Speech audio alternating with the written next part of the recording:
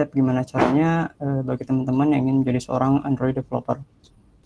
Nah, sebelum masuk ke materi utama, kita perkenalan sedikit lah ya, nggak apa-apa.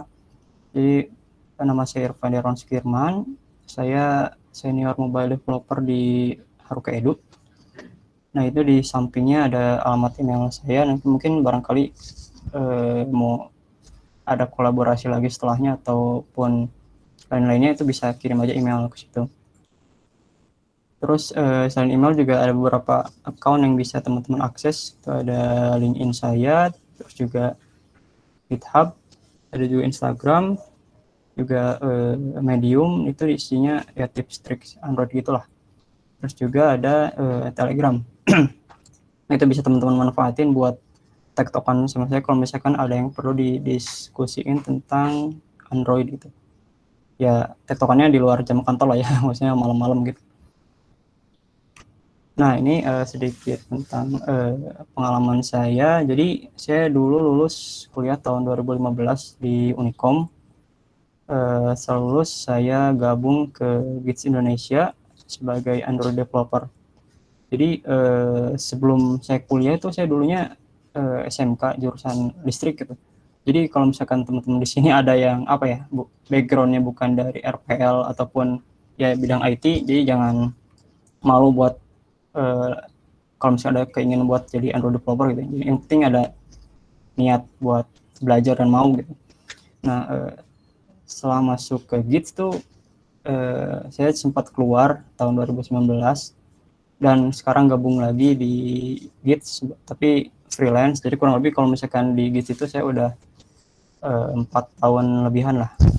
Nah, terusnya saya gabung dengan Haruka Edu sebagai senior mobile developer. Jadi sekarang saya megang di 2 tempat, di Haruka Edu full time-nya dan juga di Gids freelance-nya gitu. Jadi teman-teman juga kalau misalkan ada yang sebagai Android developer nih, bisa kemungkinan freelance seperti ini gitu. Jadi yang penting teman-teman bisa pandai apa ya, manajemen waktunya lah. Jadi antara yang full time-nya dengan freelance-nya gitu. Nah, langsung masuk ke materi utamanya, apa itu Android. Singkatnya, Android itu merupakan sistem operasi yang berbasiskan Linux kernel gitu. Dan Android sendiri atau Android Incorporation itu sendiri berdiri tahun 2003 yang didirikan oleh beberapa orang. Yang pertama itu ada Andy Rubin, yang kedua ada Rich Manner, yang ketiga ada Nick Sears, dan keempat ada Chris White. Nah, awalnya sendiri si Android itu sebenarnya bukan untuk handphone ya, tapi dia itu diperuntukkan untuk kamera digital gitu. Tapi lambat laun tim internalnya sendiri memutuskan untuk beralih fokus ke mobile karena ketika itu ingin menyaingi beberapa sistem operasi mobile yang sudah ada sebelumnya gitu ya, seperti Windows Phone juga Symbian gitu. Nah, di tahun 2005 perusahaan Android itu diakuisisi oleh si Google gitu. Jadi Android resmi kepemilikannya oleh Google sampai sekarang. Dan di bulan September tahun 2008 rilislah secara komersil mobile atau handphone Android pertama gitu untuk pengguna umum gitu.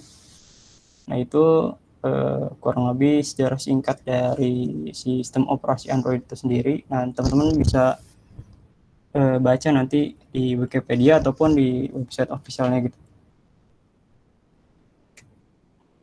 Nah, di Android sendiri ini ada beberapa komponen utama gitu yang sering dipakai ketika membuat sebuah aplikasi. Yang pertama itu ada activities. Jadi activities ini merupakan apa ya, komponen di Android yang dipakai buat menampilkan UI aplikasi gitu. Nah, di Android sendiri kan ada beberapa tipe komponen yang bisa dipakai untuk UI gitu. Yang pertama ada activity sendiri, yang kedua ada fragment gitu. Nah, lalu apa bedanya sih si activity dengan fragment itu? Nah, kalau dari sifatnya tuh si activity dia bisa berdiri sendiri gitu, sedangkan fragment nggak bisa berdiri sendiri. Jadi dia tuh nempel ke activity.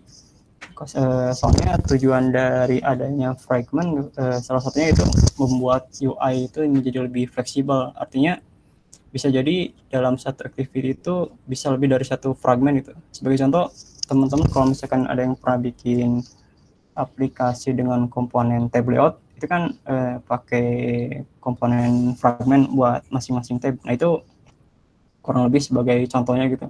Ataupun nggak melulu dengan tab sih, bisa jadi satu screen activity bisa di inflate dengan satu fragment. Jadi itu balik lagi ke kebutuhannya nanti teman-teman ketika buat aplikasi gitu.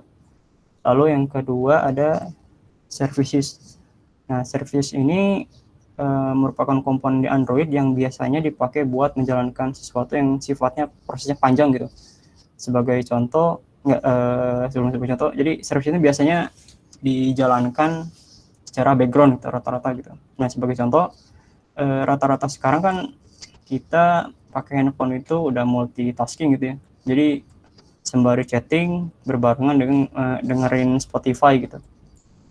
Nah, ketika si handphone itu kita gunakan kan pasti yang nampil di screen itu aplikasi chattingnya ya. Kalau misalkan si Spotify-nya nggak kelihatan gitu, ada di belakang si aplikasi chat, tapi si prosesnya tetap berjalan gitu si musiknya. Nah, itu salah satu contoh penggunaan services untuk menjalankan proses media player tuh di background. Lalu ada broadcast receiver.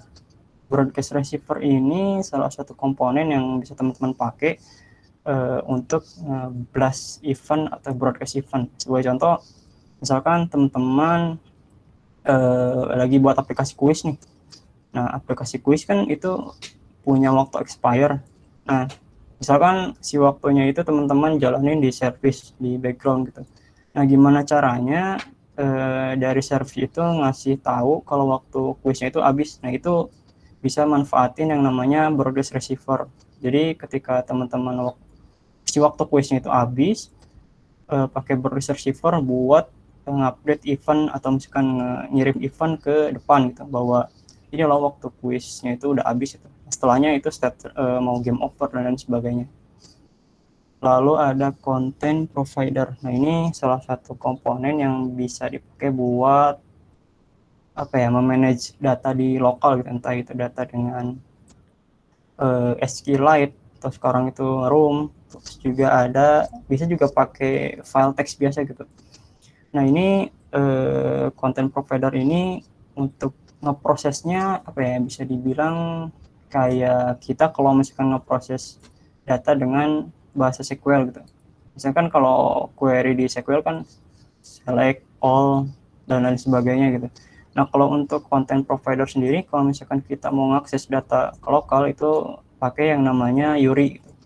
Nah, nanti teman-teman bisa tahu, bisa googling aja Yuri itu bentuknya seperti apa. Intinya dia path yang menunjuk ke sebuah file gitu. Terus selanjutnya ada intent. Nah, intent sendiri ini objek yang paling banyak dipakai ketika membuat sebuah aplikasi Android. Paling gampangnya ketika teman-teman mau pindah dari suatu halaman ke halaman lain, ini pasti pakai intent gitu. Dan untuk menjalankan service broadcast receiver itu pun perlu yang namanya intent gitu untuk yang kedua hal tersebut tuh. Selain itu pun dengan intent teman-teman bisa yang namanya membuka aplikasi lain seperti WhatsApp, terus SMS, telepon, dan masih banyak lagi gitu yang bisa dipakai sama si intent ini. Dan dari intent sendiri dibagi jadi dua nih, ada intent explicit juga intent implicit. Singkatnya, kalau teman-teman pernah buka, pasti sering lah buka aplikasi Tokopedia dan lain sebagainya gitu. Nah, di situ kan ada fitur share ya. Nah, ketika teman-teman klik tombol share itu, di situ intent implicit. Jadi ketika diklik, itu kan muncul listing aplikasi-aplikasi yang bisa dimanfaatin untuk share URL gitu. Nah, itu salah satu contoh intent implicit. Nah, sedangkan kalau intent explicit sendiri, yaitu contohnya ya perpindahan halaman tadi gitu, dari halaman A ke halaman B. Nah, itu contoh dari intent explicit. Nah, detailnya itu ada di URL developerandroid.com di /fundamental. Itu bisa dengan jelas terkait tentang komponen-komponen yang udah saya jelasin ini. Terus apa sih responsibilities dari si Android developer itu sendiri? Kurang lebih ada 6 poin yang harusnya bisa dimiliki oleh developer Android gitu, yang kalau mau jadi gitu. Yang pertama tentu jelas mendesain dan membuat si aplikasi. Itu emang udah jadi responsibility utama gitu dari seorang developer Android. Jadi kalau misalkan teman-teman tahu tentang Scrum, di situ ada suatu event namanya sprint planning gitu. Nah, ketika sprint planning berjalan, resultnya itu adalah backlog yang bakal dibawa, backlog atau list pekerjaan yang bakal dikerjakan selama satu sprint gitu. Entah sprintnya itu bisa seminggu atau 2 minggu atau paling lama ya 3 minggu. Tapi saya di Harukaido itu 2 minggu gitu dalam satu sprint. Nah, di situ ada list-list pekerjaannya yang mesti dikerjain ya, entah itu mulai slicing UI dari Figma ke Android, ataupun ya nambah-nambah fungsionalitas dari UI-nya itu sendiri gitu, entah misal itu login dengan Facebook, login dengan Gmail, dan fungsionalitas lainnya gitu. Lalu selanjutnya ada kolaborasi antar tim. Nah, ini jelas ketika sprint planning sendiri yang hadir di situ nggak hanya orang-orang IT gitu, tapi dari berbagai divisi ya, entah divisi UI UX, terus divisi produk, terus divisi marketing, dan lain sebagainya gitu. Di situ ya menuntut kita untuk komunikasi, yang paling penting itu komunikasi, gimana caranya untuk menghasilkan atau achieve sesuatu yang menjadi target mereka gitu. Terus yang ketiga, ini working with database and API. Ini mutlak mesti dimiliki sih kemampuan tentang dua hal ini bagi seorang Android developer gitu. Karena ya rata-rata aplikasi yang kita buat itu udah mungkin nggak pakai data gitu. Entah itu datanya disimpan di lokal ataupun API di database server gitu. Nah, ini kalau misalkan database lokal tentu skill tentang bahasa SQL mesti punya gitu, walaupun yang nggak begitu dalam lah.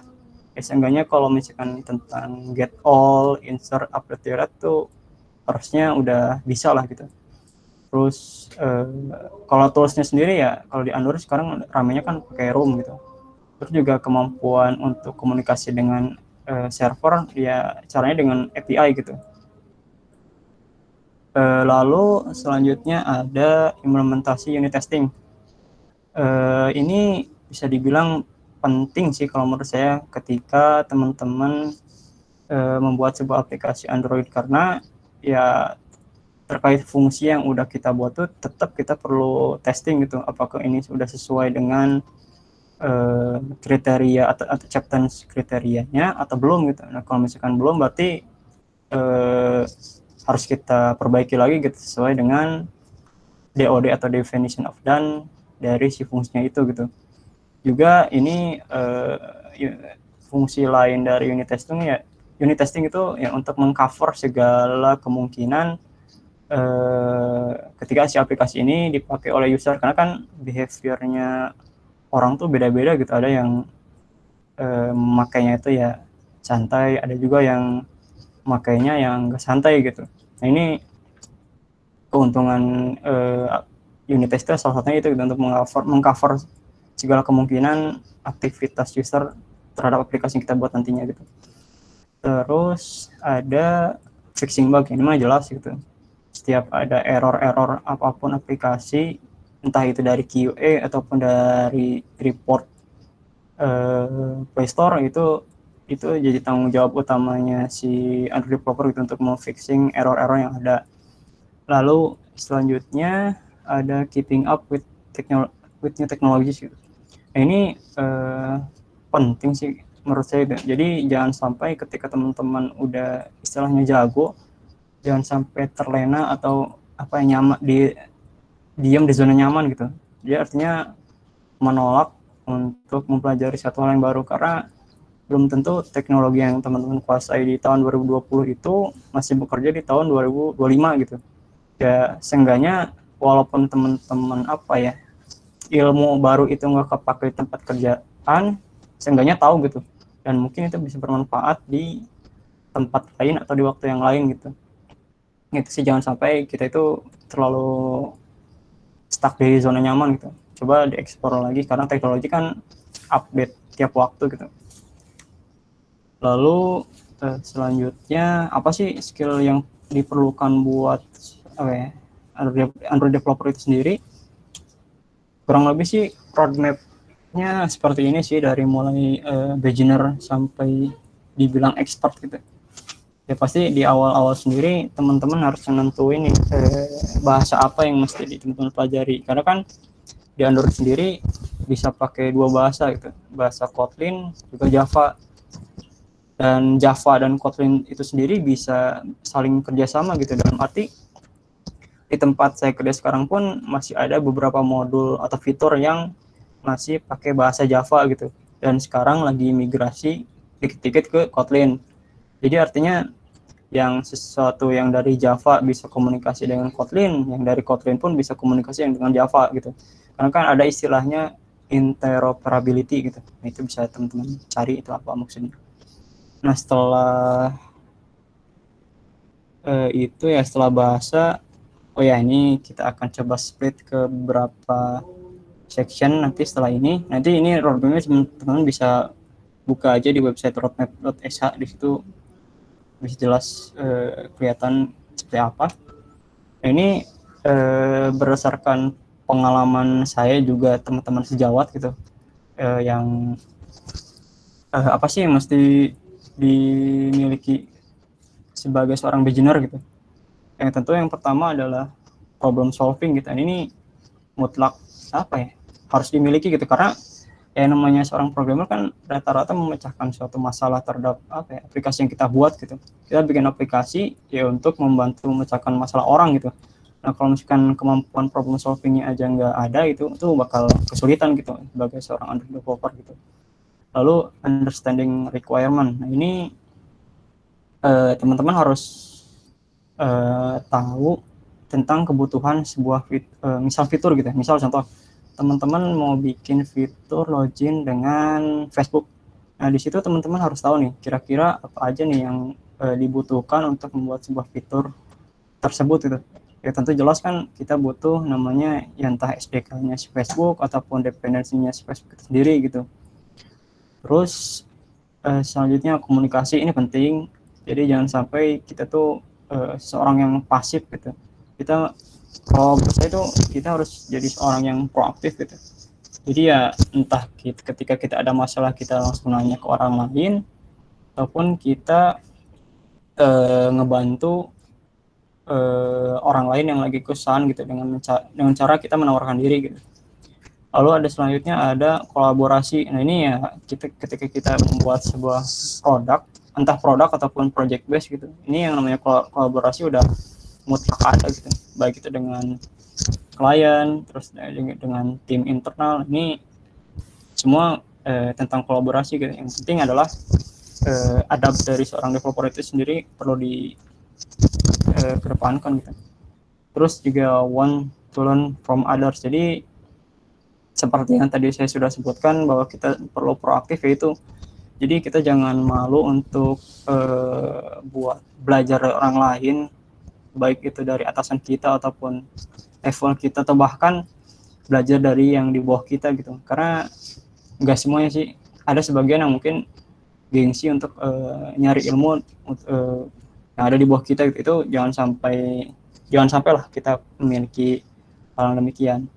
Terus selanjutnya ada layouting. Ini skill yang mesti dimiliki juga, karena kan layouting di Android sendiri dari mulai desainnya itu di deliver dari tim UX kepada kita, ya kita harus bisa gitu mentranslate lah istilahnya UI ke aplikasi kita gitu yang mau kita buat. Dan layouting di Android sendiri kan ini kurang lebih ada dua cara gitu, entah itu lewat XML itu sendiri ataupun secara deklaratif di kelasnya itu sendiri gitu, entah itu langsung di Kotlin-nya ataupun dengan lewat yang lagi ramai sekarang itu ada yang namanya Jet Compose gitu. Lalu ini OP penting juga dipelajari.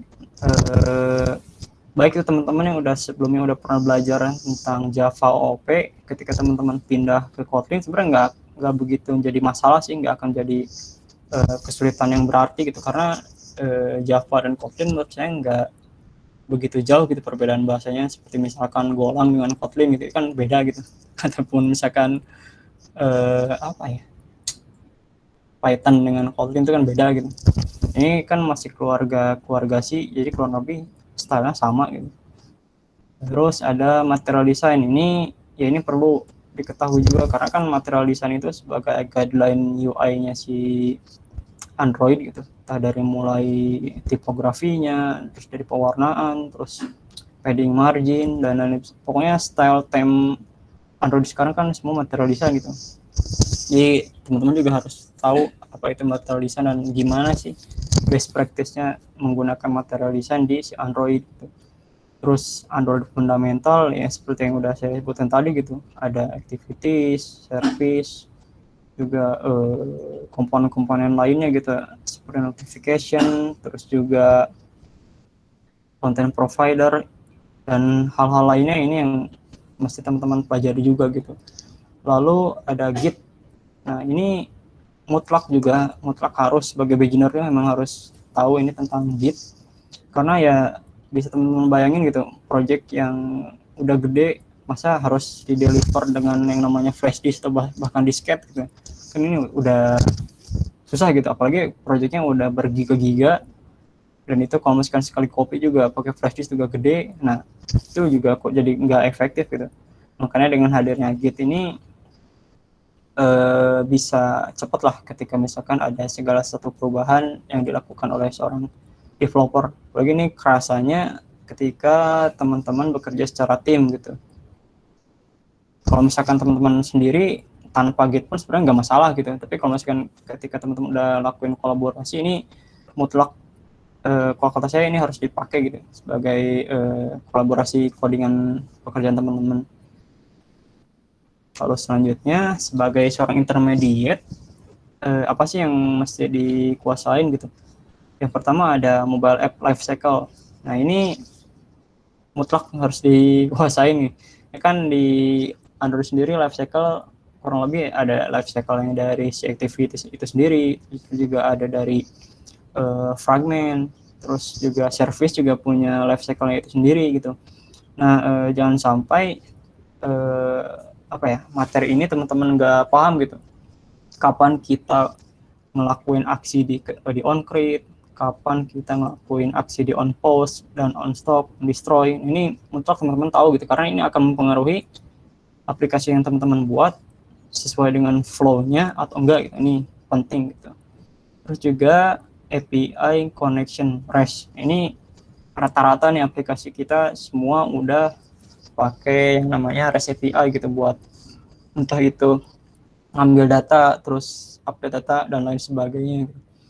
Terus ada yang namanya design pattern. Nah, design pattern sendiri ini di sini maksudnya arsitektur pattern ya, bukan design pattern seperti builder, facade, adapter dan lain sebagainya. Ini juga pakai sih design pattern seperti itu.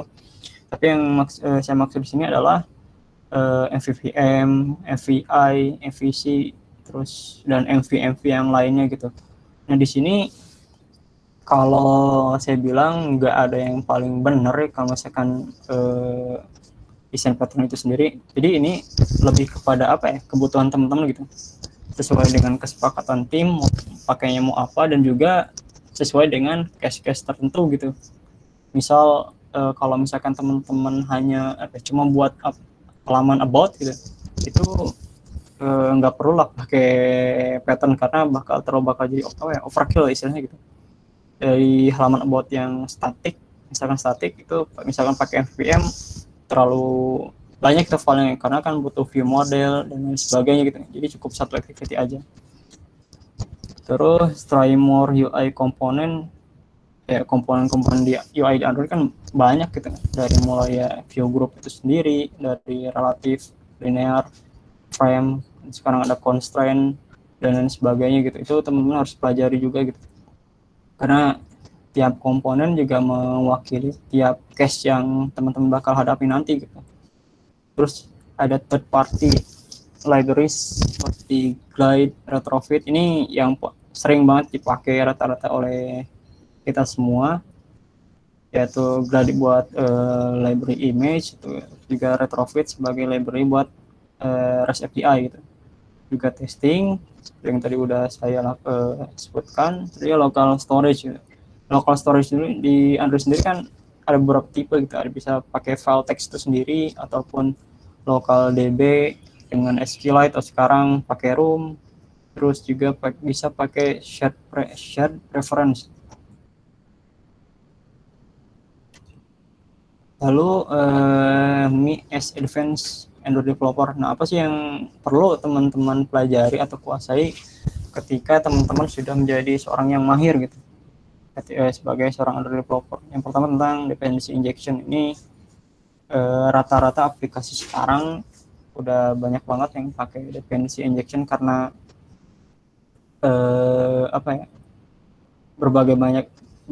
banyak keunggulannya lah ketika teman-teman pakai yang namanya dependency injection gitu.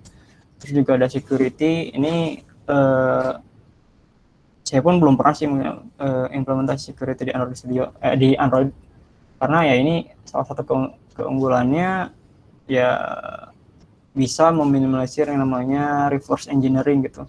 Jadi data-data yang ada di aplikasi kita ya bisa meminimalisir hal tersebut, yang bisa terhindar dari mengurangi kebocoran-kebocoran ketika di compile dan lain sebagainya.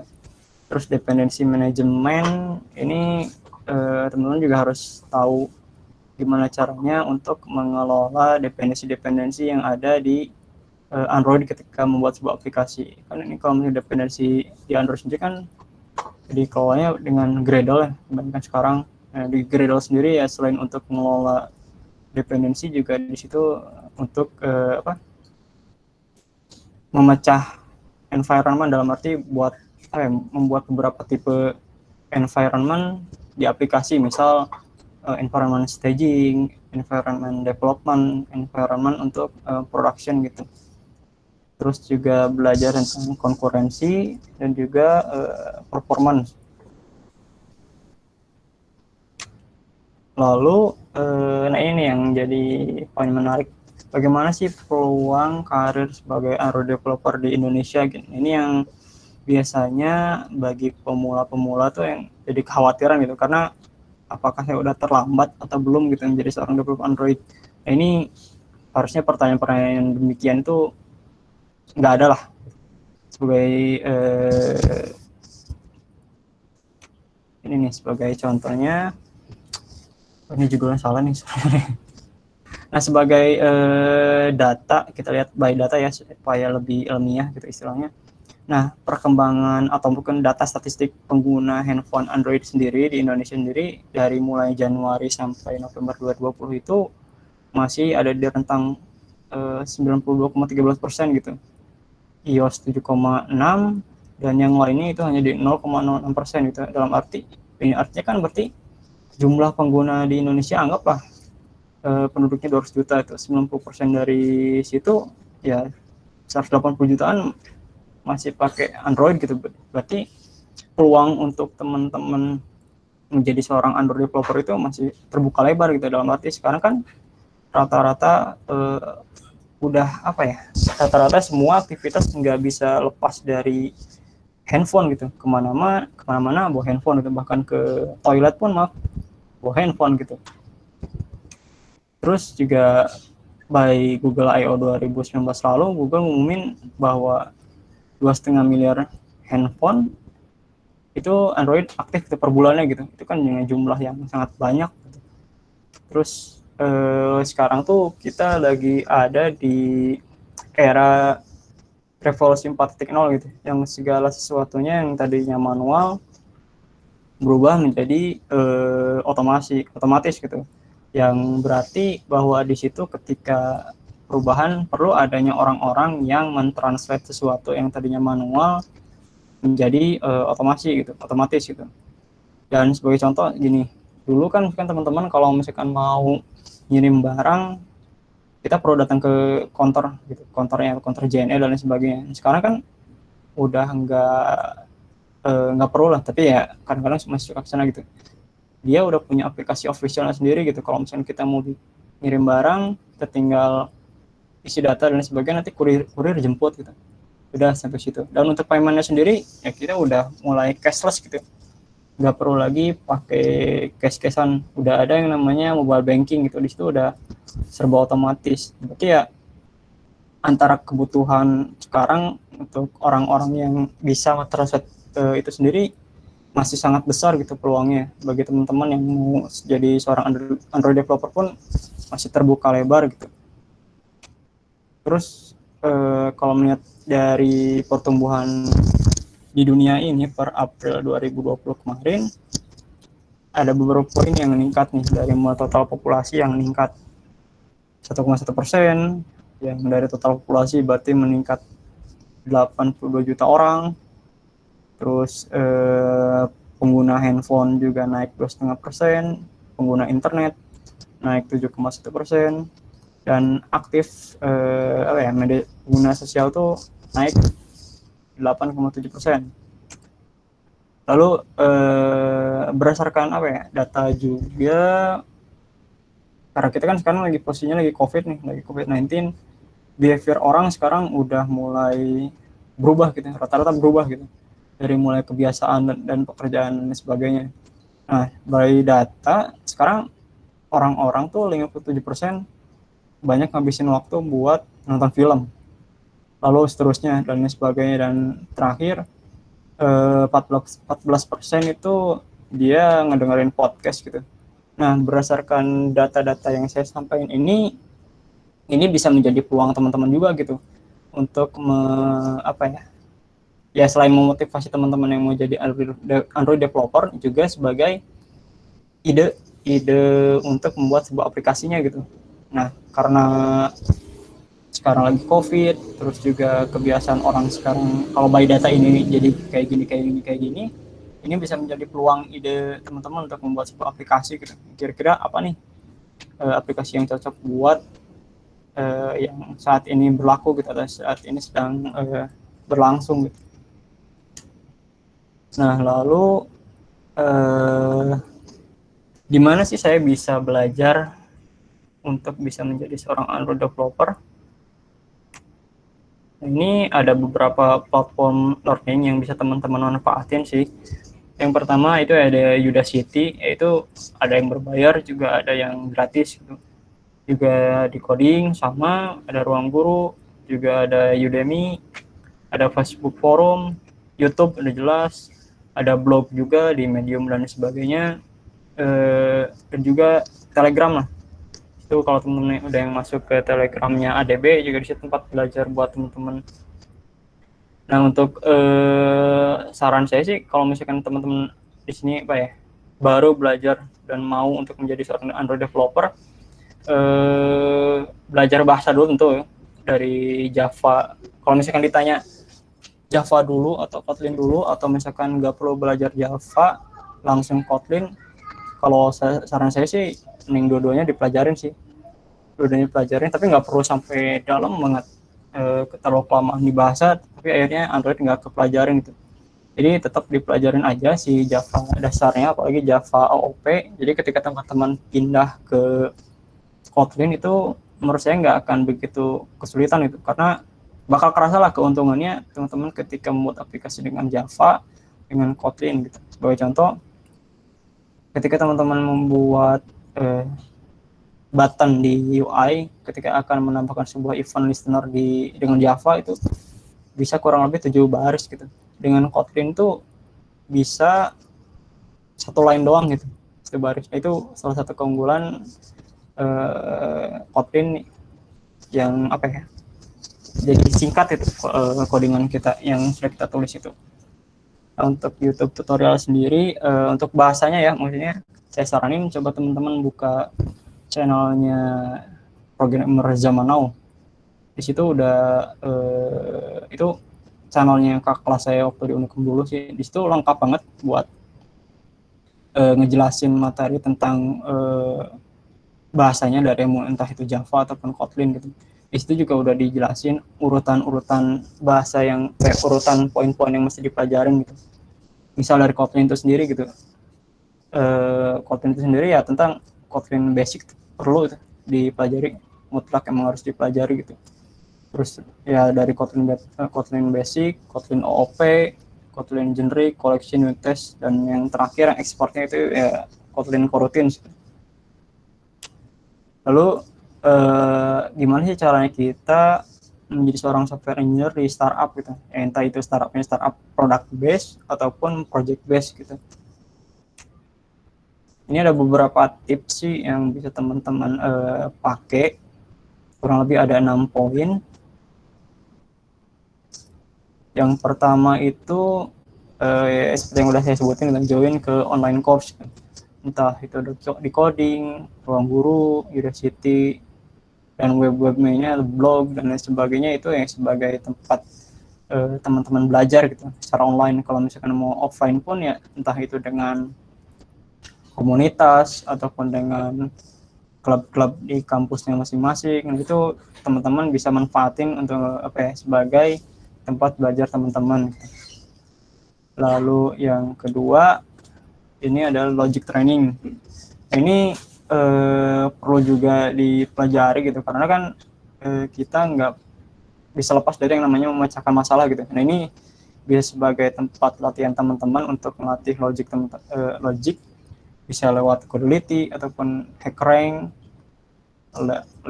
lupa namanya. Codility sama HackRanknya yang sering kepake gitu. Ya seenggaknya seminggu sekali lah coba teman-teman latihan algoritma gitu, dari mulai yang paling basic dan terus meningkat gitu. Terus, nah ini nih, tech certification. Nah ini kan di Android sendiri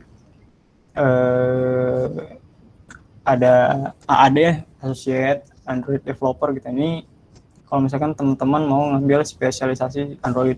Kalau misalkan yang lain, kalau cloud ada GCC, terus ada MWS, kalau misalnya itu mobile web specialist. Ini berguna banget sih buat sebagai sebagai poin tambahan kalau misalkan ketika teman-teman ngelamar ke sebuah perusahaan. Jadi teman-teman bisa dinilai ini bahwa fundamental si Android-nya, dengan teman-teman udah ngambil sertifikasi ini, teman-teman bisa dinilai udah jago lah di bidang fundamentalnya gitu. Jadi kalau misalkan mau direkrut pun nggak begitu jadi masalah nanti ke depannya gitu, mudah-mudahan. Terus yang keempat ada, coba teman-teman ikut partisipasi ke hackathon. Hackathon ini sendiri sih nggak, kalau saya pribadi nggak begitu ngewajibin sih, karena kan hackathon sendiri bisa ngoding terus-terusan selama 24 jam atau bahkan 48 jam gitu. Itu yang ngurasnya pikiran, yang nguras tenaga juga bahaya di situ sih, karena hackathon itu ya walaupun bisa di rolling gitu istilahnya, tapi ini kalau menurut saya nggak ngewajibin sih. Tapi kalau misalkan teman mau ikut hackathon gitu, ya mangga gitu. Tapi ini kalau misalkan bagi teman-teman yang udah kerja, ini bakal jadi kesulitan gitu, karena ya udah dapat kerjaan atau punya kerjaan utama, ikutan hackathon ini sama-sama aja bikin capek sendiri sih kalau saya sendiri. Kalau misalkan teman yang masih kuliah, nah ini nih yang waktunya masih panjang lah istilahnya, masih luang gitu, coba ikutin hackathon buat pengalaman teman-teman. Terus juga teman-teman bisa ikut contribute ke open source nih.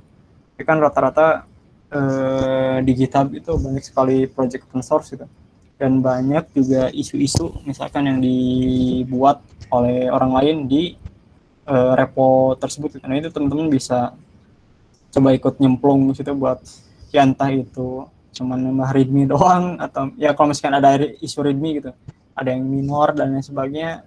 Nah itu di situ teman-teman bisa belajar kontribusi, juga belajar komunikasi dengan developer luar negeri, juga bisa belajar dari codingan orang lain gitu lewat project open source. Lalu nah ini show yourself ini penting juga sih kalau misalkan teman-teman ketika akan melamar ke pekerjaan, bikinlah CV yang nggak aneh-aneh gitu, nggak terlalu banyak tetek-tengek yang nggak jelas gitu. Ya intinya mah isinya siapa nama kamu, terus apa pengalaman, skillnya, udah aja seperti yang misalkan yang teman-teman lihat di sini gitu. Nggak bertele-tele karena kan misal teman-teman ngelamar ke Tokopedia gitu, bisa dibayangin kan yang ngelamar itu nggak satu dua gitu, ratusan atau bahkan ribuan gitu, dan HR pun pasti nggak ngebaca apa ya istilahnya, nggak, menurut saya nggak ngebaca secara detail secara keseluruhan gitu ribuan, pasti bakal capek. Nah, pasti di scanningnya cara cepat gitu. Nah, gimana caranya teman-teman bikin CV itu yang simpel padat tapi itu bisa menarik perhatian si HR itu buat ngebaca. Lalu ini LinkedIn ini bisa teman-teman pakai buat uh, show off produk teman-teman ataupun ya nyari kerjaan lewat website ini gitu. Karena rata-rata semua di kita bagi para pekerja udah punya akun di LinkedIn gitu buat dua hal demikian. Terus juga nah yang ketiga ini bisa dengan cara nanti teman-teman suatu saat bisa menggantikan posisi saya sebagai speaker gitu. Jadi situ sebagai selain untuk nyari pengalaman juga di situ sebagai momen teman-teman untuk bisa berbagi ilmu ke developer di bawah kita atau bahkan sejawat atau bahkan ke atasan kita gitu. Nah itu.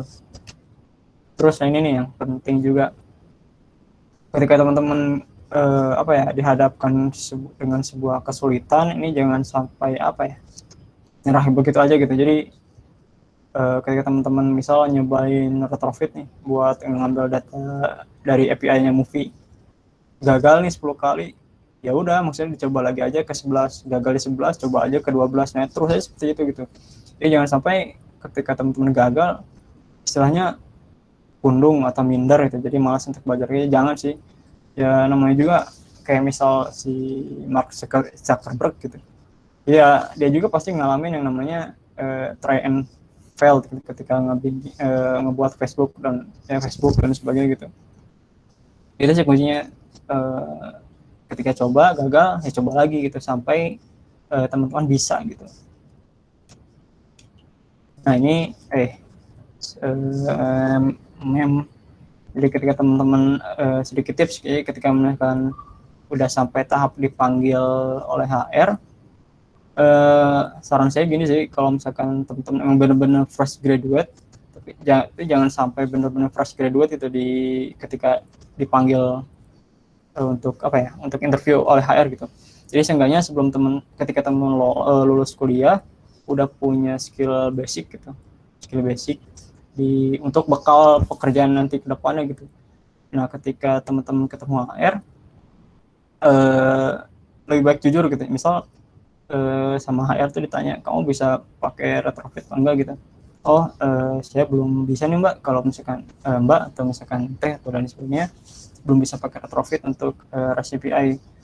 Sebelumnya saya pakai Volley untuk REST API, tapi saya sendiri punya ketertarikan gitu untuk belajar yang namanya retrofit gitu. Nah di situ kan HR tahu kalau misalkan orang tersebut tuh oh ini dia orangnya semangat nih mau belajar terkait hal-hal baru gitu. Itu bisa jadi poin gitu, bahwa teman-teman bisa kemungkinan besar untuk direkrut. Contoh kecilnya, tapi di luar daripada itu ada hal-hal lain yang nanti bakal ditanyain. Dan ketika interview itu sendiri ya rata-rata yang jadi HR itu orang-orang psikolog gitu, jadi tahu mana orang yang emang possible buat direkrut dan dia tuh bisa diajak kerjasama atau enggak gitu, kelihatan orang ini pasif atau enggak, aktif atau enggak gitu dan lain sebagainya gitu. Jadi ya sebelum teman-teman terjun ke real dunia nyatanya gitu, coba teman-teman setidaknya ada bekal yang bisa buat teman-teman bawa gitu. Jadi jangan sampai benar-benar nol gitu ketika lulus dari kuliah. Nah itu sih sedikit materi yang bisa saya sampaikan tentang gimana caranya teman-teman bisa menjadi seorang developer Android berdasarkan apa yang saya alamin ketika saya lulus kuliah sampai sekarang. Itu oke, Det. Oke, tadi sangat menarik ya pembahasannya untuk Android, basic Android. Nah di sini Bang kita punya beberapa pertanyaan yang sudah ditampung. Mungkin saya tampilin dulu ya pertanyaannya. Oh siap, saya close dulu. Oke.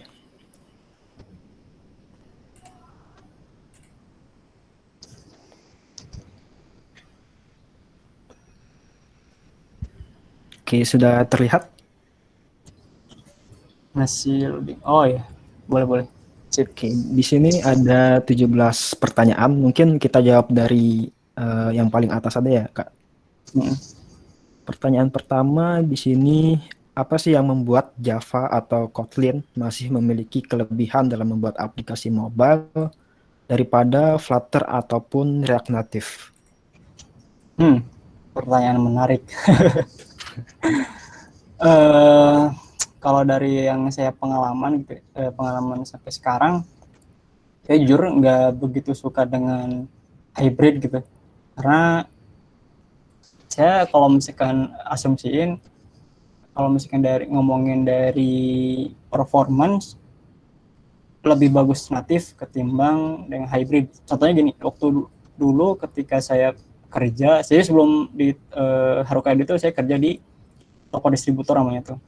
Dia itu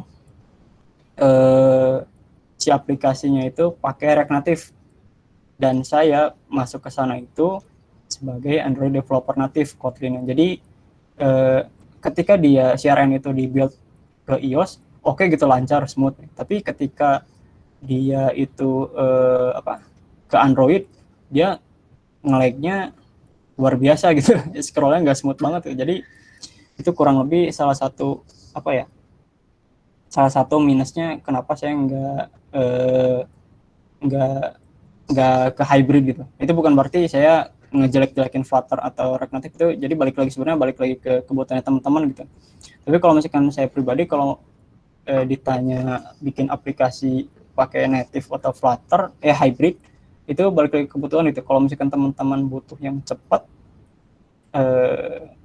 pakai hybrid oke, nggak apa-apa gitu. Kalau misalkan proyekan gitu, mau bikin proyekan klien ya Android dan iOS, bisa pakai hybrid gitu. Tapi kalau misalkan mau yang long term, kalau kata saya sih sarannya pakai native sih, mau itu native Kotlin ataupun native Swift gitu. Kalau misalkan dia mau pakai bikin iOS gitu. Nah itu sih kurang lebih. Oke, jadi masih lebih strong native ya Bang ya? Ya, kalau saya saranin gitu.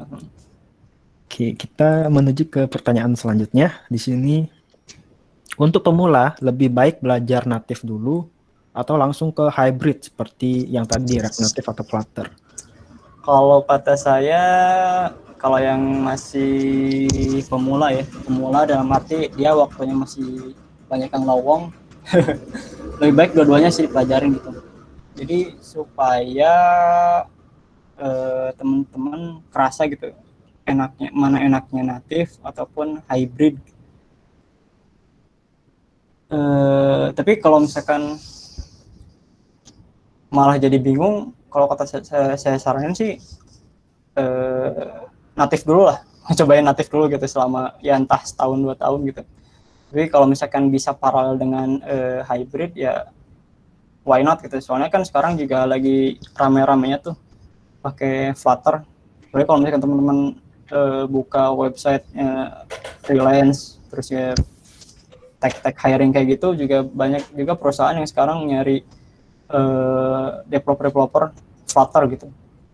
Nah itu sih sebenarnya balik lagi ke teman-teman, bisa sebagai parameter acuannya ke situ gitu, ke rekrutmen pekerjaan gitu, lagi banyaknya kemana gitu. Itu sih. Oke, jadi itu ya teman-teman ya. Lebih baik belajar native dulu. Sejujurnya saya sendiri juga awalnya itu Android native developer. Jadi tahun lalu saya ikut program Google Developer Kejar itu 2019 dan mendapatkan kelas gitu dari decoding sampai Android Jetpack. Nah, dan saat ini saya lebih fokus ke Flutter. Jadi tapi tetap aja gitu konsep natifnya itu dibutuhkan, kayak kita setting manifest dan lain-lain, itu betul. lebih tetap dibutuhin. Betul. Seperti itu ya teman-teman. Kemudian lanjut ke yang ketiga, ini agak menarik Bang. Apa yang harus dipersiapkan untuk mengambil sertifikasi Associate Android Developer dan bagaimana cara mengatur waktu tes yang hanya 8 jam dengan efisien? Saya gagal AAD tahun lalu. Ah, sejujurnya saya belum ngambil AAD loh. Saya tuh sertifikasi baru ngambil yang dari Ruang Guru. Dulu tuh mentornya Mas Budi Octavian, kalau teman-teman tahu. Dia engineering manajernya Bineka. Nah, tapi kalau misalkan ditanya apa sih yang perlu dipersiapkan untuk ngambil sertifikasi ini, sebenarnya kalau teman-teman buka websitenya AD, di situ udah dijelasin secara gamblang sih poin-poin apa aja yang mesti dipersiapkan gitu. Kalau mau ngambil sertifikasi ini, ya mulai dari fundamentalnya itu sendiri, terus technical kayak debugging, terus juga dan lain sebagainya gitu. Terus juga kalau misalkan ditanya bagaimana cara mengatur waktu tes 8 jam secara efisien, ya intinya kalau misalkan mau ngambil tes coba di hari libur gitu, di hari Sabtu atau misalkan hari Minggu gitu. Ataupun kalau misalkan mau ngambil malam hari jam kalong ya mangga-mangga aja gitu. Tapi kalau misalkan saya saranin untuk waktu, misalnya waktu pengerjaan tesnya coba di hari waktu lowong Sabtu atau Minggu gitu. Nah kalau misalkan untuk supaya bisa lolos ya intinya materi-materi yang disaranin oleh si Google harus teman-teman harus kuasain gitu, karena udah gampang kok, maksudnya di secara runut dia ngasih tahu gitu dari mulai code labs dan lain sebagainya. Ya kalau misalkan gagal dicobain lagi lah.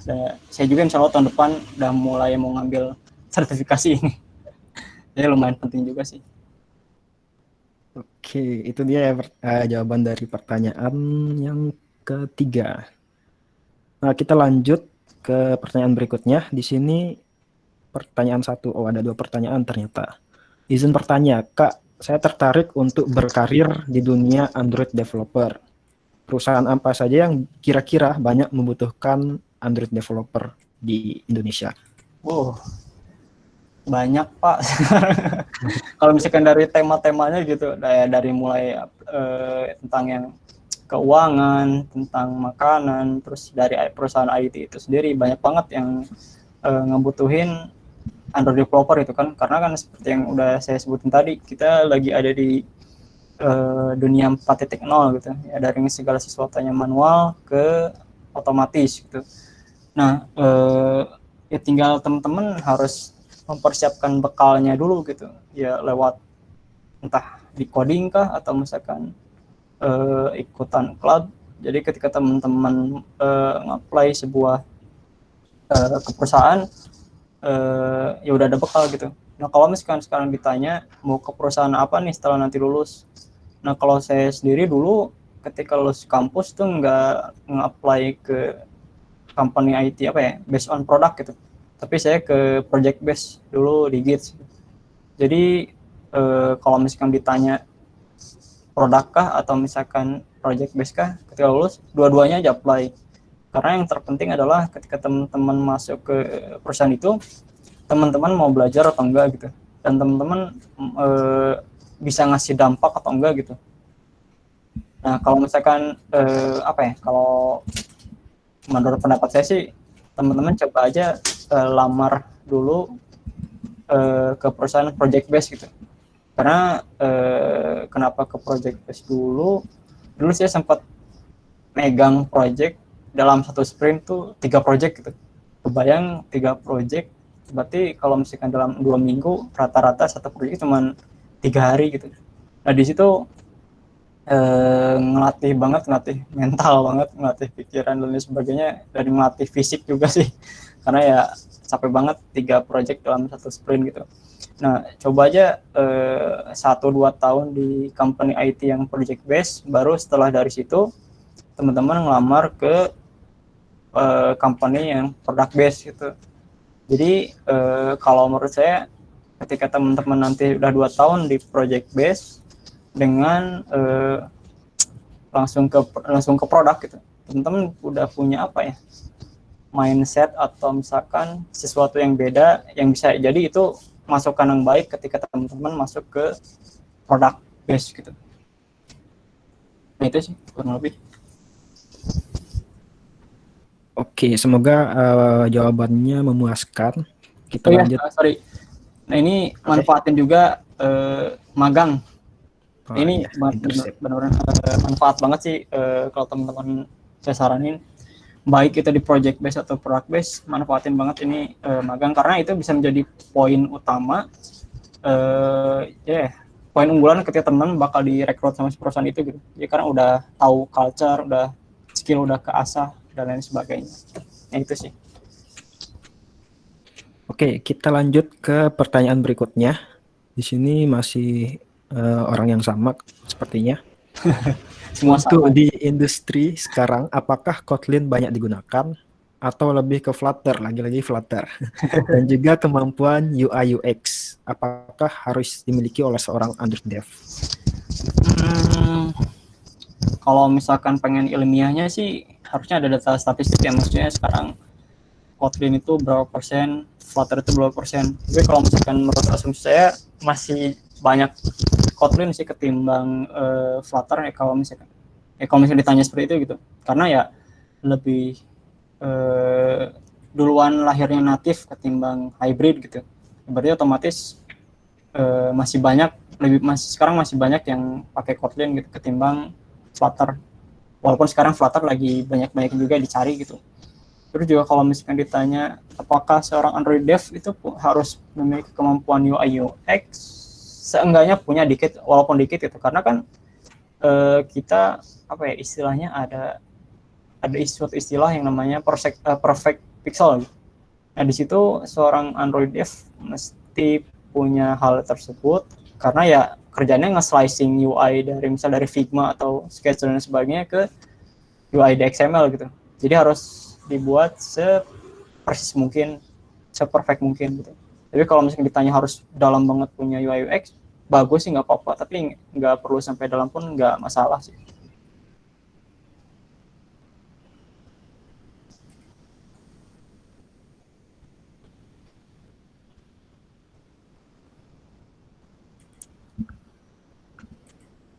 Oke, jadi itu jawaban untuk pertanyaan nomor 2 ya. Jadi mobile dev itu erat kaitannya dengan UI UX ya Bang ya? Iya. Karena nggak ada front end juga di mobile dev. Kemudian pertanyaan selanjutnya, ada yang bertanya bagaimana cara sharing data antara software yang dibangun dengan versi website dan Android-nya, dan bagaimana pembagian bahasa pemrogramannya. Terima kasih. Masih agak ambigu sih ini. Sharing data yang dimaksud kayak gimana? Apakah maksudnya ini masih agak susah dicerna sih. Jadi kalau misalkan saya asumsiin ini gimana cara komunikasinya, ya mungkin bisa lewat API tadi gitu, antara aplikasi di Android dengan si web itu dengan API gitu. Kalau misalkan bagaimana pembagian bahasa pemrogramannya, ya tergantung sih. Kalau misalkan webnya pakai JS ya berarti pakai JS gitu. Kalau misalkan Android natifnya pakai Kotlin ya pakai Kotlin.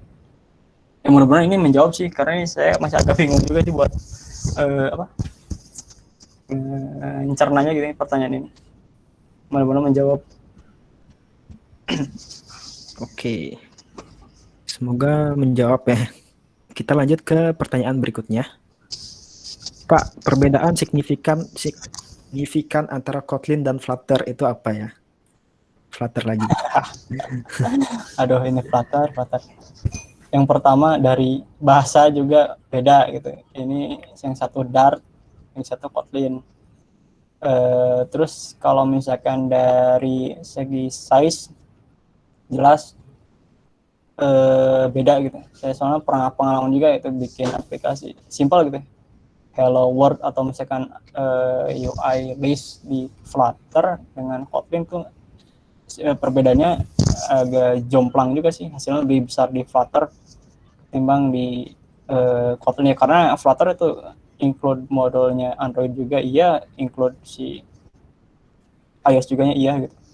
Nah kalau misalkan yang saya tahu sekarang itu baru itu sih, maksudnya perbedaan dari Kotlin dengan Flutter gitu. Kalau secara teknikalnya saya belum begitu tahu.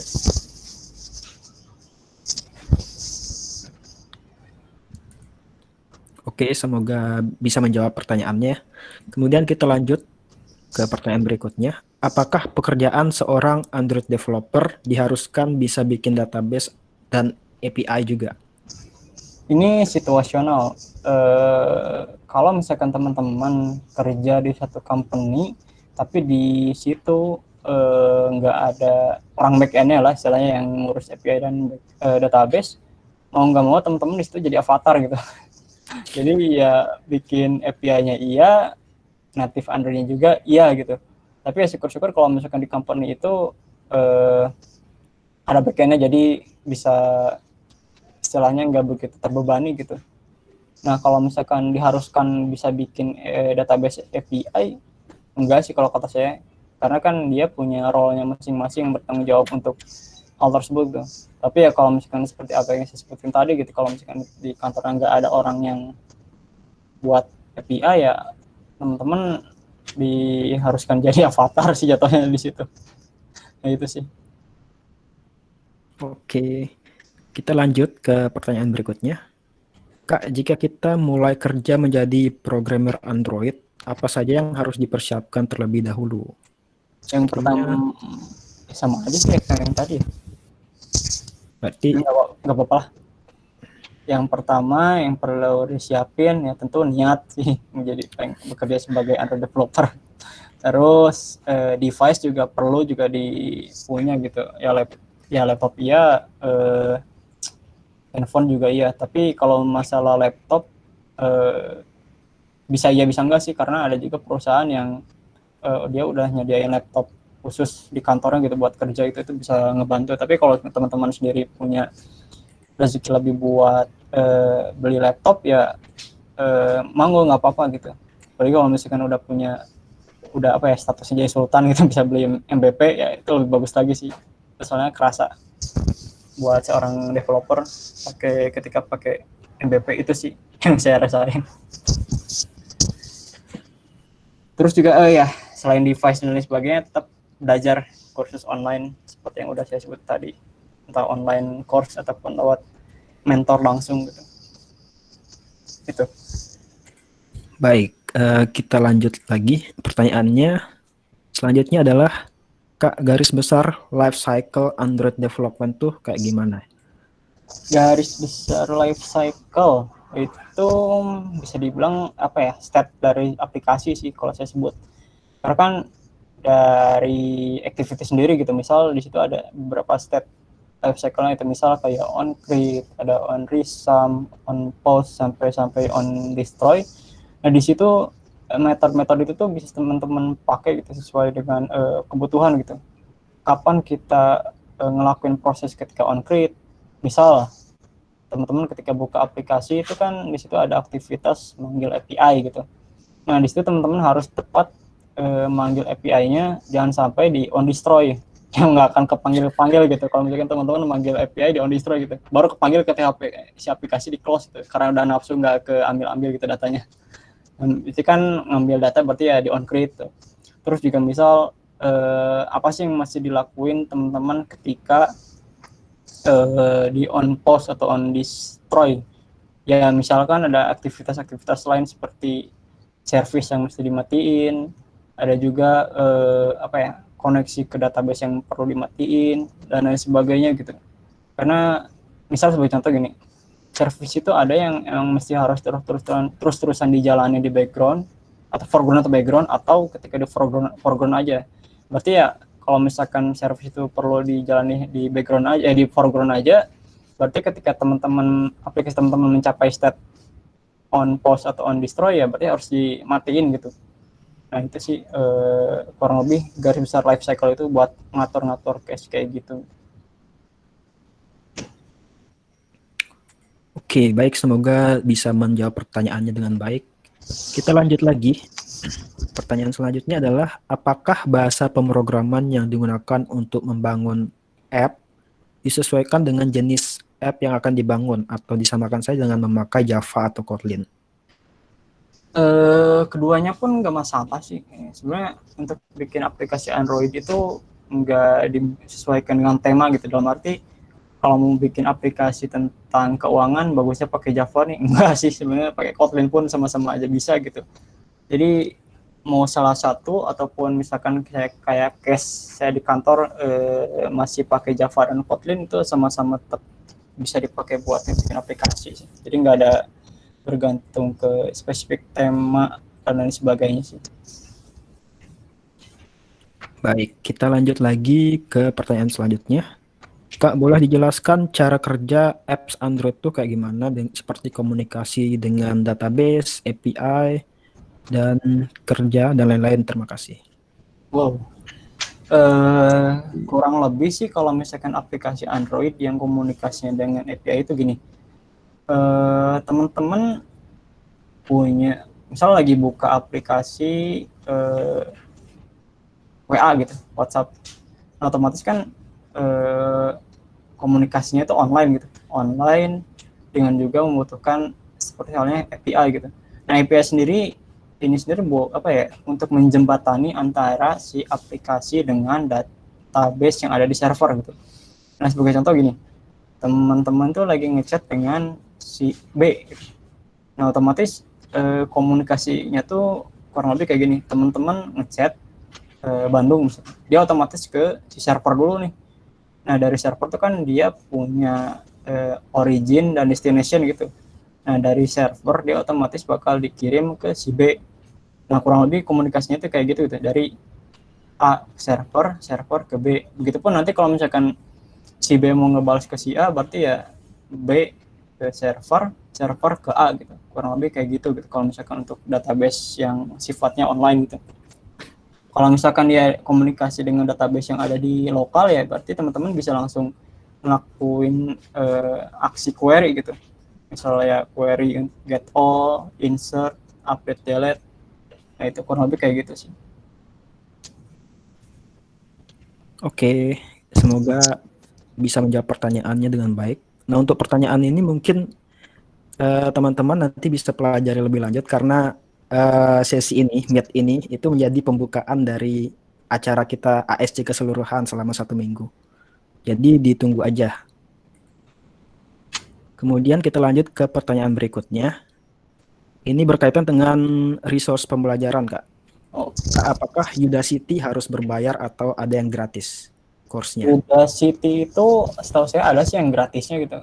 Buat kayak misalkan Android basic, basic Kotlin dan sebagainya gitu. Nah, kalau untuk yang berbayar sendiri, kalau nggak salah dia tuh ada program yang namanya Nano Degree gitu. Nah, nggak tahu sih Nano Degree ini udah termasuk dengan sertifikasi atau belum. Tapi intinya kalau yang Nano Degree itu dia berbayar. Lumayan sih harganya, agak kenceng sih buat kita gitu. Jadi kalau misalkan saya saranin coba aja ke decoding dulu gitu yang gratis ya. Syukur-syukur bisa dapat beasiswa di sana gitu. Terus kalau misalkan udah lulus ya coba ngambil sertifikasi ke AAD. Itu sih. Baik, itu ya. Mungkin saya nambahin dikit. Di Udacity itu ada Kotlin Bootcamp for Programmers, itu gratis. Materinya juga cukup solid. Jadi teman-teman bisa search saja di Udacity dengan keyword Kotlin Bootcamp for Programmers. Itu. Kita lanjut ke pertanyaan selanjutnya. Apakah cukup aplikasi Android hanya dibuat dengan Flutter? Kalau ini balik lagi kebutuhan sih, kalau saya pribadi gitu. Kalau dirasa cukup dalam arti, kalau saya parameternya kalau misalkan pengen cepat ya udah pakai Dart gitu. Yang kayak nggak begitu ribet-ribet amat lah gitu. Tapi kalau misalkan emang dia aplikasinya sifatnya kompleks gitu, saya saranin pakai native. Oke, kita lanjut lagi. Kak, aku dengar bahwa di LinkedIn kita bisa buat kurikulum vitae atau CV.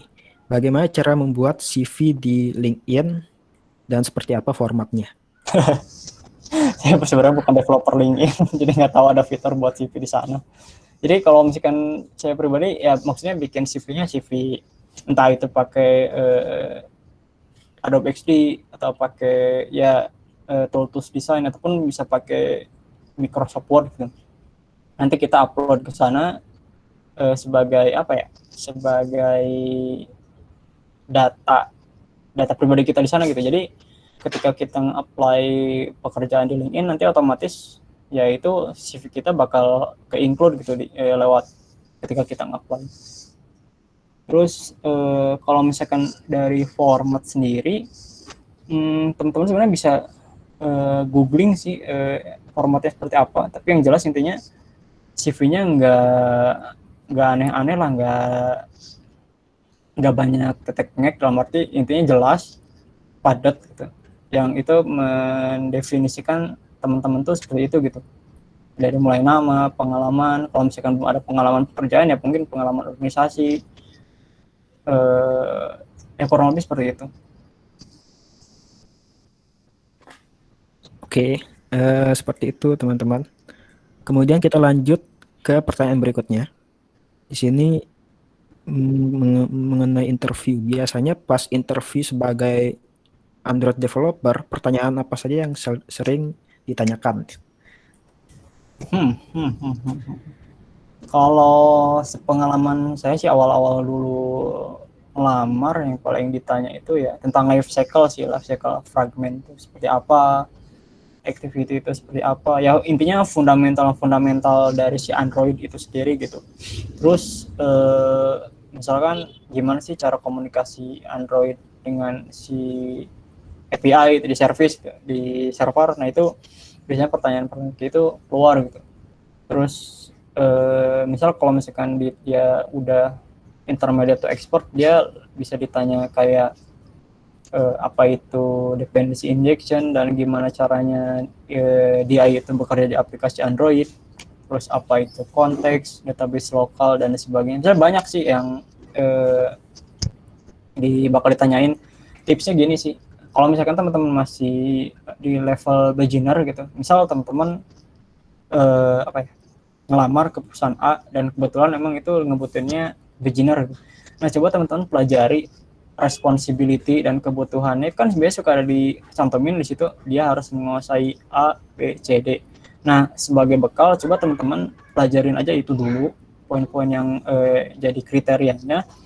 Jadi nanti ketika teman-teman interview dengan HR, kurang lebih pertanyaannya nggak jauh beda dengan apa yang dicantumin di situ sih. Jadi itu yang jadi apa ya, teman-teman udah bawa senjata yang teman-teman bawa ketika nanti bakal tempur dengan HR gitu, kurang lebih intinya kayak gitu.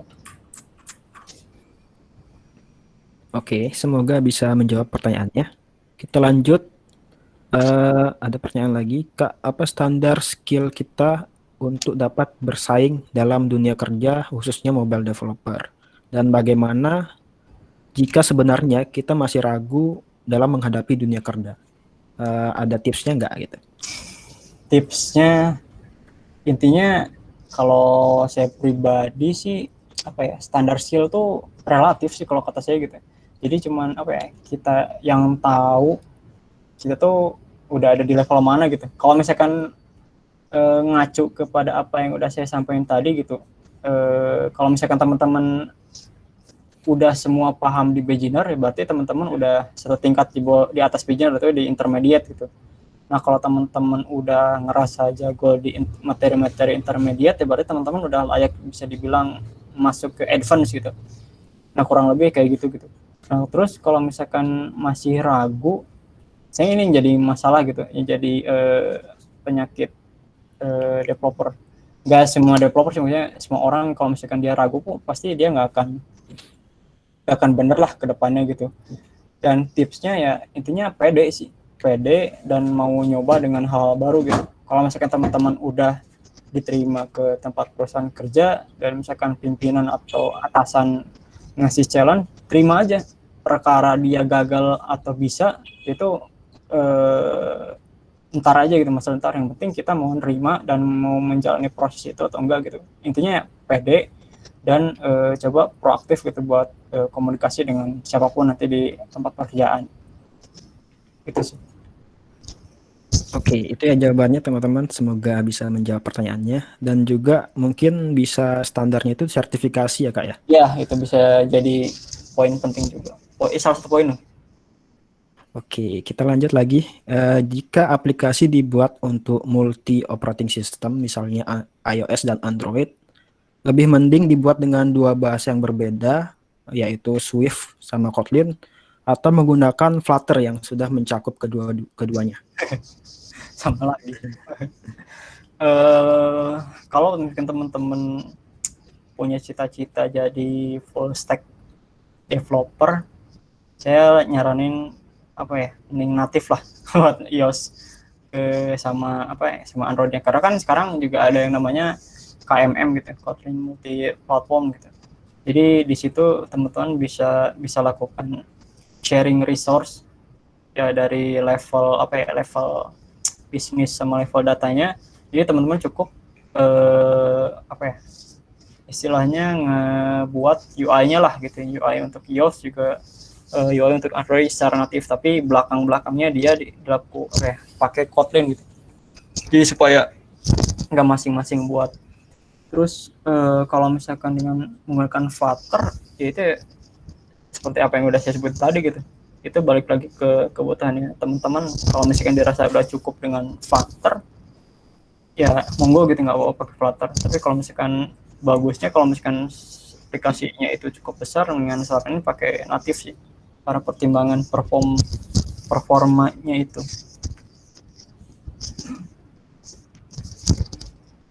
Oke, jadi itu ya jawabannya.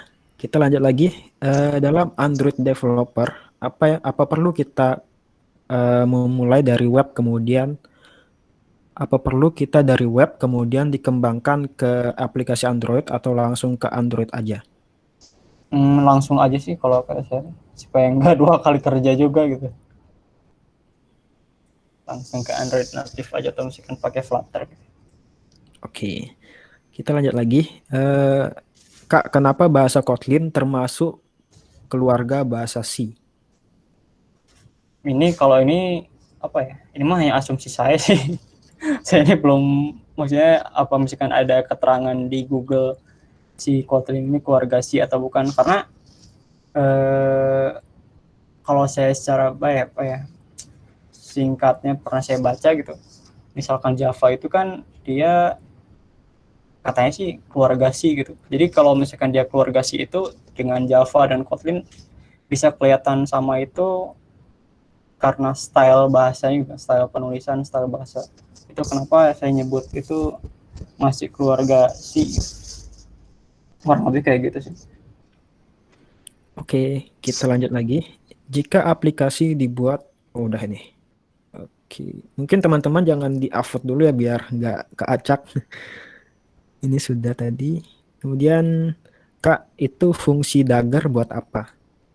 Oh, ini buat rada-rada teknikal bahasa penjelasannya. Jadi ledger itu dibuat untuk mengelola apa ya?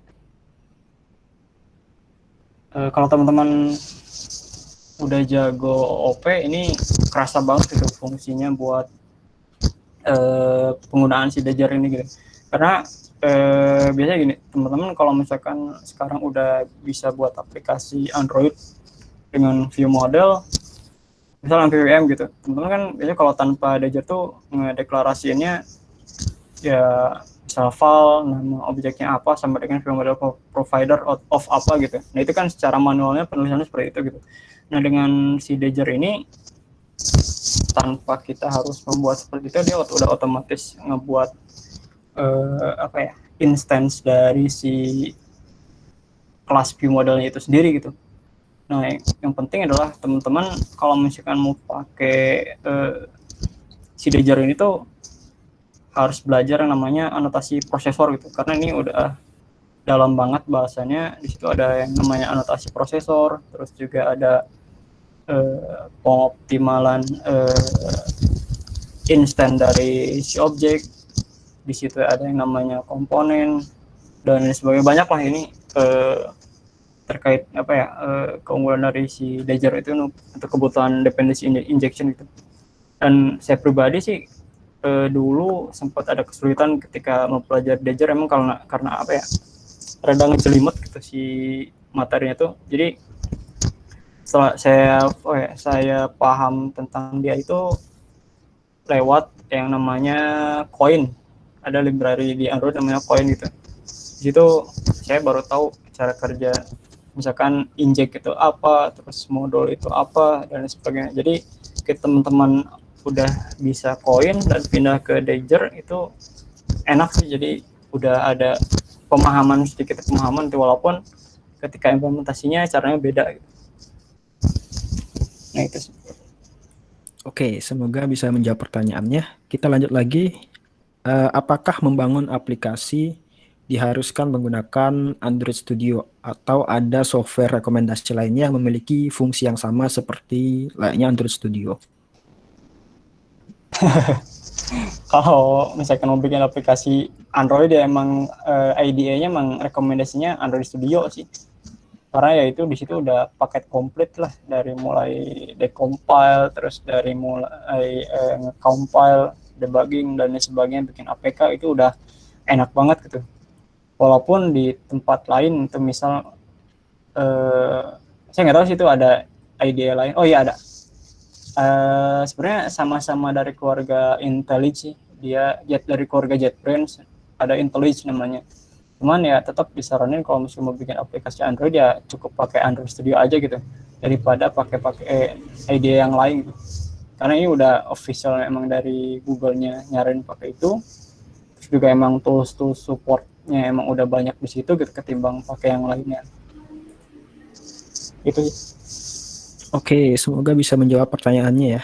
Kita coba cek lagi, siapa tahu ada yang masih terlewat. Kayaknya ada tadi. Nah ini.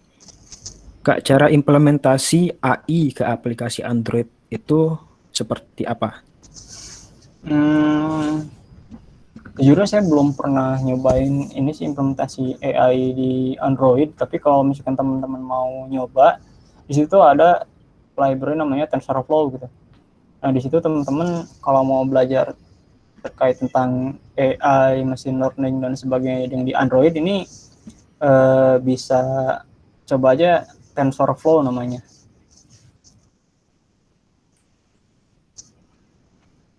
Oke, seperti itu. Mungkin ini menjadi pertanyaan terakhir untuk sesi kali ini. Tambahan juga untuk AI ya. Setahu saya di Firebase itu ada yang namanya Firebase Auto ML. Di situ juga bisa upload model teman-teman. Seperti itu. Oke, karena tidak ada pertanyaan lagi, mungkin sesi pertanyaan kita cukupkan. Dan selanjutnya, sebentar, ada brief sedikit tentang event kita selanjutnya. Saya share screen dulu.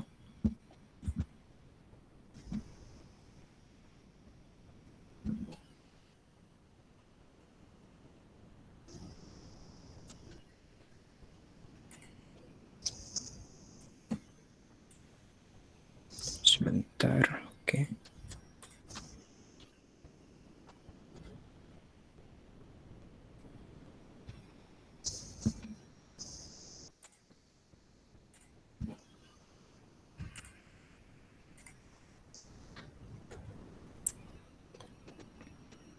Oke, apakah sudah terlihat?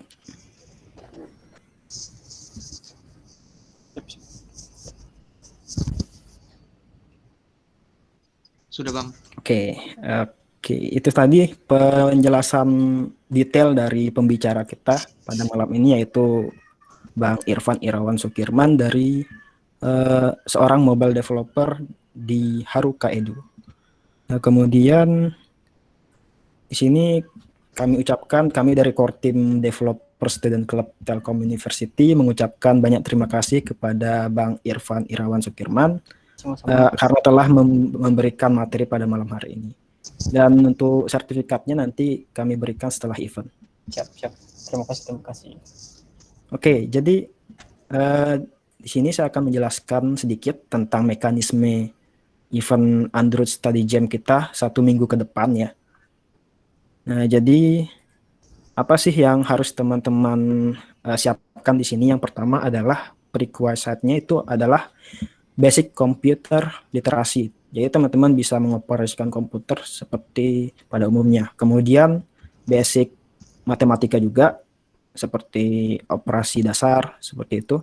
Kemudian komputer dan handphone, internet connection, dan juga sebuah Android device dan USB.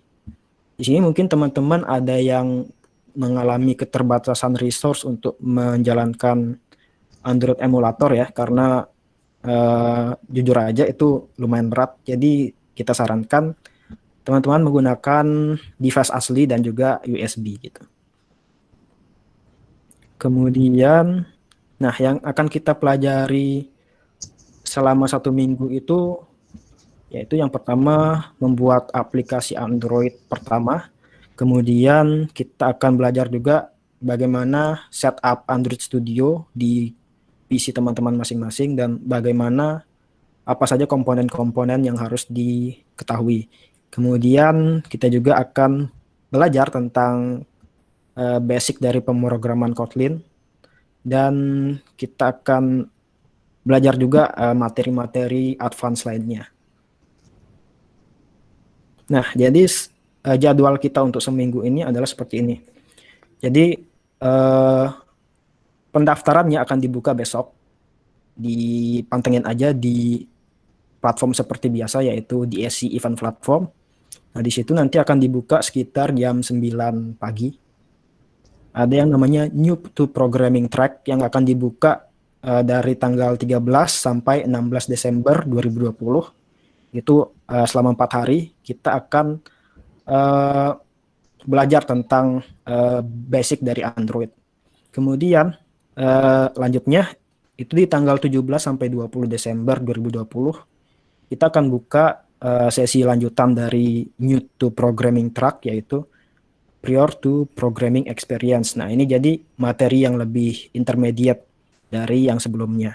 Ini juga dilaksanakan selama 4 hari dan nantinya teman-teman bisa mendapatkan sertifikat dari DSC ketika teman-teman sudah menyelesaikan kedua track tersebut. Nah, jadi nanti ada platform yang akan teman-teman pergunakan untuk belajar. Ada perjalanan step by step-nya, kemudian ada juga nanti setelah mengerjakan satu modul, teman-teman bisa melakukan kuis, dan yang terakhir teman-teman akan mendapatkan badge. Nah, nanti untuk mendapatkan sertifikat, teman-teman harus kumpulkan badge, semua badge dari Android Study Jam series. Seperti itu. Nah, nanti kemudian teman-teman akan diminta untuk upload developer profile teman-teman, nanti ada formnya untuk redeem sertifikat. Oke, nah seperti ini course platformnya, ada New to Programming dan Prior to Programming Experience. Nah, di New to Programming ini teman-teman akan belajar basic Kotlin, kemudian membuat beberapa aplikasi sederhana menggunakan Kotlin. Kemudian di Prior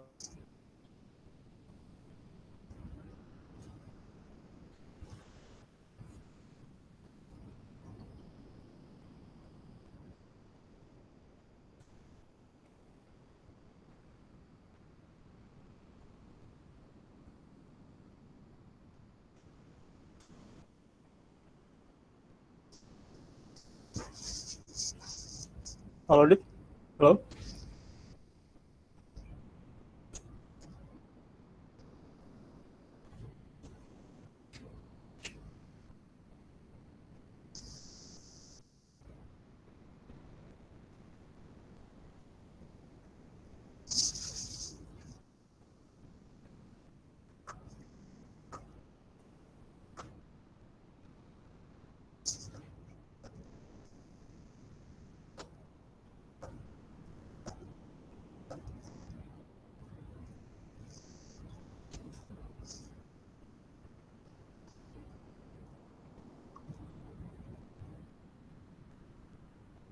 Mungkin aku akan lanjutkan soalnya Bang Adit agak bermasalah dengan koneksinya. Mungkin aku akan share screen-nya dulu.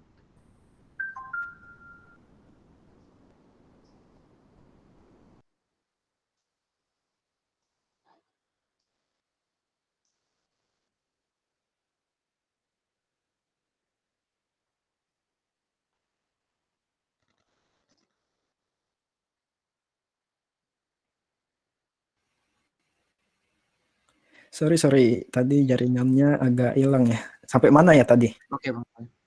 Sampai mana tadi? Course platform, Bang. Oke, kita ulang lagi ya dari course platform. Nah, jadi ini adalah course platform yang nanti akan dipakai oleh teman-teman. Jadi di course platform ini ada 2 buah track. Nanti akan teman-teman ikuti berdasarkan schedule yang kita buat tadi. Ada YouTube Programming track, di mana teman-teman nanti bisa belajar basic Kotlin, kemudian teman-teman juga akan membuat beberapa aplikasi sederhana dengan Kotlin, dan teman-teman juga nantinya akan mendapatkan badge-badge di sini.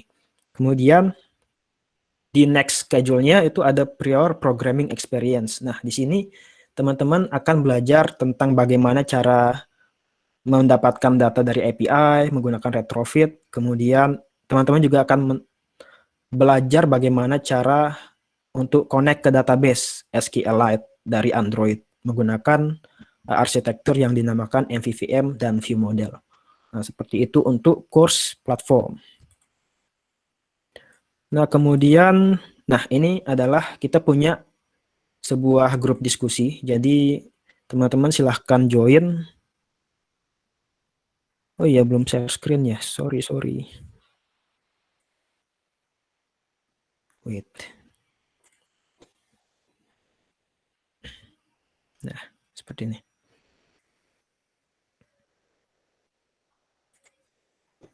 Nah, jadi tadi penjelasannya udah ya, yang course platform itu nanti di sini teman-teman akan banyak belajar dan mendapatkan badge. Nah, kemudian silahkan untuk join ke grup diskusi ya. Kita udah buatkan sebuah grup diskusi, di situ ada fasilitator yang nantinya akan membantu teman-teman untuk belajar dan memahami konsepnya dengan lebih baik. Kemudian teman-teman juga bisa menanyakan banyak hal tentang kendala atau tentang konsep yang belum dipahami selama ASJ series. Oke, silahkan di-scan dulu atau mungkin di-screenshot dulu biar kita bisa lanjut.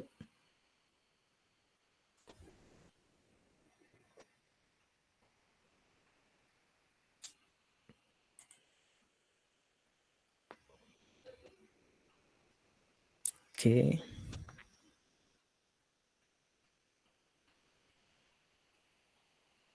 Sudah ada yang screenshot belum?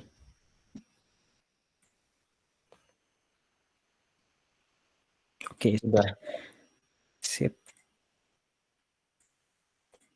Dan oke.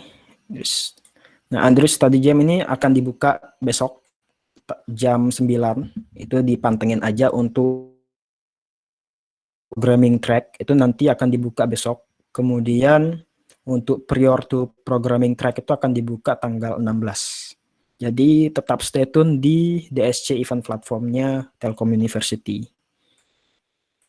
Oke, mungkin sekian dari event kita pada malam hari ini. Mungkin itu saja yang bisa kami sampaikan. Kami juga, apakah Bang Irfan masih di sini? Masih. Oke. Kami dari Core Team juga berterima kasih kepada pembicara kita pada malam hari ini, yaitu Bang Irfan. Sama-sama, Dit. Oke, sekian dari kami DSC Telkom University. Selamat malam dan Assalamualaikum warahmatullahi wabarakatuh. Waalaikumsalam. Waalaikumsalam warahmatullahi wabarakatuh. Yuk. Terima kasih sudah hadir. Terima kasih. Assalamualaikum Kak, mau nanya boleh nggak Kak? Oh ya, boleh. Jadi kan platformnya tuh platform ASJ-nya tuh dscommunity.dev ya? Atau yang mana ya platformnya ASJ itu tuh? Oh, ASJ ya, nanti bakal ada linknya waktu daftar di event. Besok kita buka linknya. Mohon ya Kak. Oke, nanti juga kita bakal share di grup juga untuk link. Di grupnya di grup apa Kak? Grup yang tadi, udah scan belum? Oh, belum scan. Waduh, bentar. Kita kasih linknya aja ya. Screenshot. Udah screenshot? Udah Kak. Oke, di-scan aja ya barcode-nya. Nanti tinggal masuk ke grup. Baik Kak. Tinggal masuk grup. Makasih Kak. Oke, sama-sama.